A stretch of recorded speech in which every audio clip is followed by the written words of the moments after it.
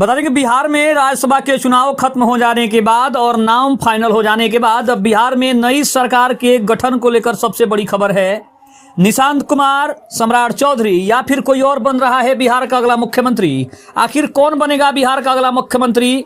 CM को लेकर चिराग पासवान ने बड़ी बात कही है और साथ ही साथ आने वाले विधानसभा चुनाव को लेकर जो कि 2030 में होने वाले हैं और इसके पहले सरकार गठन जैसे तमाम मुद्दों को लेकर चिराग पासवान ने अपनी राय रखी है। नमस्कार, मैं हूं संजीव और आप देख रहे हैं आप तक न्यूज। अगर आप हमारे चैनल पर नए हैं तो चैनल को जरूर सब्सक्राइब कर लें। लोजपा रामविलास के अध्यक्ष और केंद्रीय मंत्री चिराग पासवान से जब पूछा गया कि नई सरकार कब बनेगी तो उन्होंने कहा है कि घबराइए नहीं, गठबंधन में सहमति बन चुकी है। उन्होंने कहा कि कौन मुख्यमंत्री बनेगा, किस दल से होगा, इसकी औपचारिक घोषणा भी होने वाली है। मुख्यमंत्री नीतीश कुमार के राज्यसभा सांसद चुने जाने के साथ ही बिहार में नई सरकार के गठन की प्रक्रिया तेज हो गई है।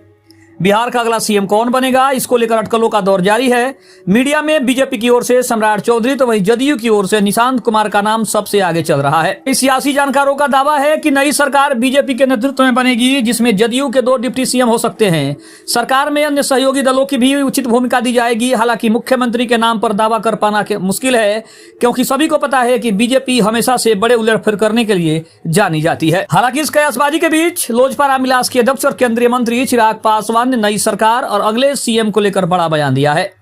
चिराग पासवान से पूछा गया कि नई सरकार कब बन रही है तो उन्होंने कहा कि घबराइए नहीं, गठबंधन में सभी सहमतियां बन चुकी है, सभी बात हो चुकी है। कौन मुख्यमंत्री बनेगा, कौन डिप्टी सीएम बनेगा, इसके लिए भी औपचारिक घोषणा बाकी है। चिराग ने कहा कि बहुत जल्द नई सरकार के गठन की तारीख का ऐलान कर दिया जाएगा।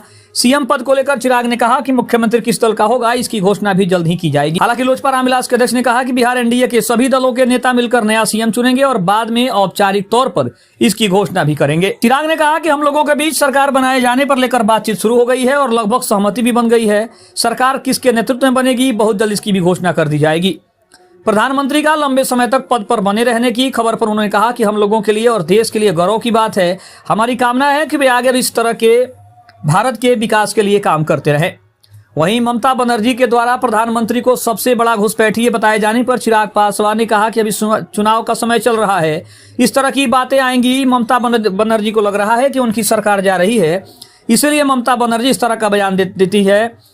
इससे कोई फर्क पड़ने वाला नहीं है। बिहार में सम्राट मॉडल चलेगा। इस पर भी चिराग ने कहा कि होम डिपार्टमेंट के मंत्री के तौर पर वो अच्छा काम कर रहे हैं और आगे उनकी क्या भूमिका होगी ये भी अभी कहना काफी मुश्किल है।